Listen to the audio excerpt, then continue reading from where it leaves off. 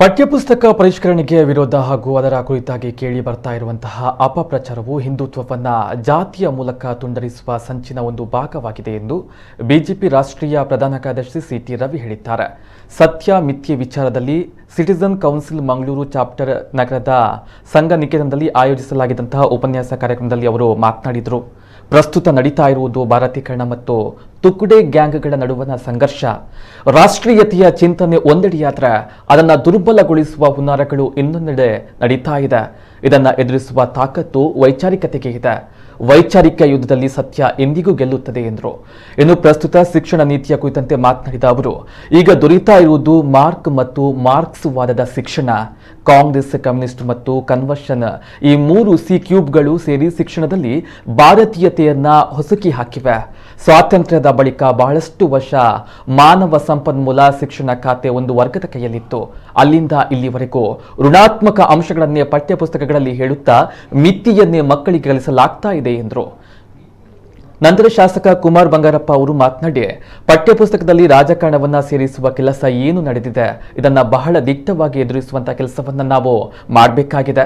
ಹೀಗಾದಾಗ ಮಾತ್ರ ಬಿಜೆಪಿ ಗೆಲುವು ಸಾಧಿಸಲು ಸಾಧ್ಯ. ಇವತ್ತೇ ನಾವು ನಿರ್ಧಾರವನ್ನ ತೆಗೆದುಕೊಳ್ಬೇಕು.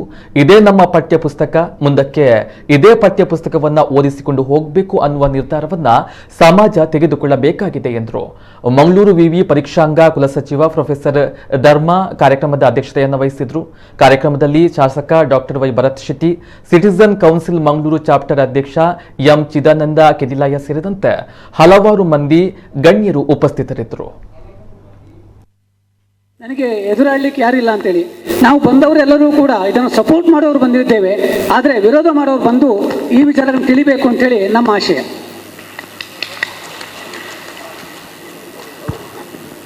ಸರ್ ನಮಸ್ತೆ, ಸುಹಾಸ್ ಶೆಟ್ಟಿ ಅಂತೇಳಿ. ಸರ್, ಈಗ PU ಬೋರ್ಡ್ ಇದು ಈಗ ಜನ ನಮ್ಮ ಹತ್ರ ಕೇಳ್ತಿದ್ದಾರೆ, ಈಗ ನಾವು ಇದನ್ನ ಸ್ಪಷ್ಟೀಕರಣ ಕೊಡುವ ಸಂದರ್ಭದಲ್ಲಿ ಹಾಗಾದ್ರೆ ನಿಮ್ಮದೇ ಸರ್ಕಾರ ಇದೆ, ಯಾಕೆ ವಜಾ ಮಾಡಿದ್ರು ಅಂತ, ಅದು ಯಾವ ರೀತಿ ಸಮರ್ಥನೆ ಕೊಡ್ಬೋದು ಅಂತ. ಉದ್ದೇಶ ಬೇರೆ, ತಂತ್ರಗಾರಿಕೆ ಬೇರೆ. ತಂತ್ರಗಾರಿಕೆ ಇರುತ್ತೆ, ನಾನು ಅದನ್ನ ಇಲ್ಲಿ ಎಕ್ಸ್ಪ್ಲೈನ್ ಮಾಡೋಕ್ಕಾಗಲ್ಲ. ನೀವು ಅದ್ರ ಗೋಜಿಗೆ ಹೋಗಬೇಡಿ. ವಾಸ್ತವಿಕ ಸಂಗತಿಯನ್ನು ಬಾಕಿ ಭಾರತೀಕರಣ ಆಗಬೇಕು ಅನ್ನುವಂಥ ರಾಷ್ಟ್ರೀಯತೆ ಹಿನ್ನೆಲೆಯ ಚಿಂತನೆ ಒಂದು ಕಡೆ ಆದರೆ, ಇನ್ನೊಂದು ಕಡೆ ತುಕಡೆ ಗ್ಯಾಂಗ್ಗಳು ನಿರಂತರವಾಗಿ ಏನು ಮಾಡ್ಕೊಂಡು ಬಂದಿದ್ರು ಅದನ್ನು ಮತ್ತೆ ಹೇಗೆ ಇದನ್ನು ದುರ್ಬಲಗೊಳಿಸೋದು ಅನ್ನುವಂಥ ಸಂಚು ನಡೆಸ್ತಿರ್ತಕ್ಕಂಥದ್ರ ಒಂದು ಭಾಗ ಅಷ್ಟೇ ಈ ಚರ್ಚೆ. ಯಾವ ದೇಶದಲ್ಲಿ ತನ್ನ ಪರಂಪರೆಯ ಬಗ್ಗೆ ಶ್ರದ್ಧೆಯನ್ನು ಮೂಡಿಸೋದಿಲ್ವೋ ಅದರಲ್ಲಿ ಆ ದೇಶ ಬಹಳ ಕಾಲ ಉಳಿಯೋಕ್ಕೆ ಸಾಧ್ಯನೇ ಇಲ್ಲ. ಈಗ ನೀವು ಬೇಕಾದರೆ ಹೋಗಿ, ನೀವು ಅಮೆರಿಕದಲ್ಲಿ ನೋಡಿದ್ರೆ ಅಬ್ರಾಹಿಂ ಲಿಂಕನ್ ಬಗ್ಗೆ ಭಾಳ ವಿವರವಾಗಿ ಕಲಿಸ್ಕೊಡ್ತಾರೆ. ಇಸ್ರೇಲಿಗೆ ಹೋದರೆ ಈಸೈನ್ ಬಗ್ಗೆ ಹೇಳ್ತಾರೆ, ಮೋಸೆಸ್ ಬಗ್ಗೆ ಹೇಳ್ತಾರೆ.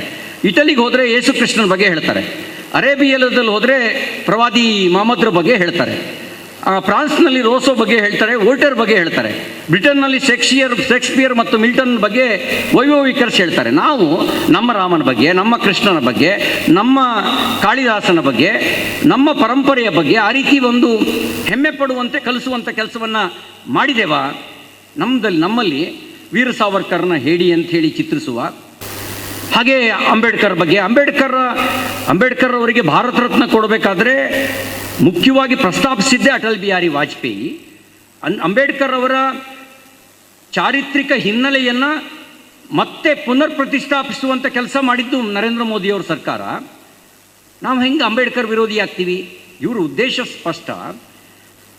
ಹಿಂದುತ್ವವನ್ನು ಜಾತಿಯ ಮೂಲಕ ಒಡಿಬೇಕು, ಹಿಂದುತ್ವವನ್ನು ಜಾತಿಯ ಮೂಲಕ ತುಂಡರಿಸಬೇಕು, ರಾಷ್ಟ್ರೀಯವಾದವನ್ನು ಪ್ರಾದೇಶಿಕವಾದದ ಮೂಲಕ ದುರ್ಬಲಗೊಳಿಸಬೇಕು, ರಾಷ್ಟ್ರೀಯವಾದವನ್ನು ಪ್ರಾದೇಶಿಕವಾದದ ಮೂಲಕ ದುರ್ಬಲಗೊಳಿಸಬೇಕು ಅಂತಕ್ಕಂಥದ್ದು ಅವರು ಮಾಡ್ತಿರ್ತಕ್ಕಂಥ ಸಂಚು. ಆ ಸಂಚಿನ ಭಾಗವಾಗಿ ಈ ಎಲ್ಲ ವಿತಂಡವಾದವನ್ನು ಮುಂದಿಡ್ತಾ ಇದ್ದಾರೆ. ಪಠ್ಯಕ್ಕೆ ರಾಜಕಾರಣಕ್ಕೆ ಸಂಬಂಧ ಇಲ್ಲ. ಪಠ್ಯ ಅನ್ನೋದು ಎಲ್ಲರಿಗೂ ಎಲ್ಲ ವಯಸ್ಸಿನಲ್ಲೂ ಕೂಡ ಬೇಕಾಗಿರ್ತಕ್ಕಂಥದ್ದು. ಮತ್ತು ಸಮಾಜದ ಅಂದಿನ ದಿನದಿಂದನೂ ಕೂಡ ನಾವು ಇವತ್ತಿನವರ ದಿನದಲ್ಲಿ ಏನು ಪಠ್ಯ ಪರಿಷ್ಕರಣೆ ಅಂತ ಹೇಳಿ ಇವತ್ತಿನ ದಿನದಲ್ಲಿ ಏನು ಒಂದು ದೊಡ್ಡ ಒಂದು ಸುದ್ದಿಯನ್ನು ಮಾಡ್ತಕ್ಕಂಥ ಪ್ರಯತ್ನ ರಾಜಕಾರಣದಲ್ಲಿ ನಡೀತಾ ಇದೆ. ಇದು ಭಾಳ ಸ್ಪಷ್ಟವಾಗಿ ಗೋಚರ ಆಗುತ್ತೆ. ಇದು ಎದ್ದಿರ್ತಕ್ಕಂಥದ್ದು ಈ ವರ್ಷ ನಮಗೆ ಚುನಾವಣೆ ಇದೆ. ಚುನಾವಣೆಗೆ ಒಂದು ವಿಶೇಷವಾಗಿರ್ತಕ್ಕಂಥ ಒಂದು ವಿಷಯ ಬೇಕು, ಜನವನ್ನು ಕುಲಿಗೆಡಿಸ್ತಕ್ಕಂಥ ಅಥವಾ ಜನವನ್ನು ಹಾದಿ ತಪ್ಪಿಸ್ತಕ್ಕಂಥ ಕೆಲಸಕ್ಕೆ ಏನು ಮಾಡಬೇಕು ಅನ್ನೋದಕ್ಕೆ ಈ ನಮ್ಮ ಪಠ್ಯ ರಾಜಕಾರಣದನ್ನು ಅಳವಡಿಸ್ತಕ್ಕಂಥ ಪ್ರಯತ್ನಗಳು ನಡೀತಾ ಇದ್ದಾವೆ.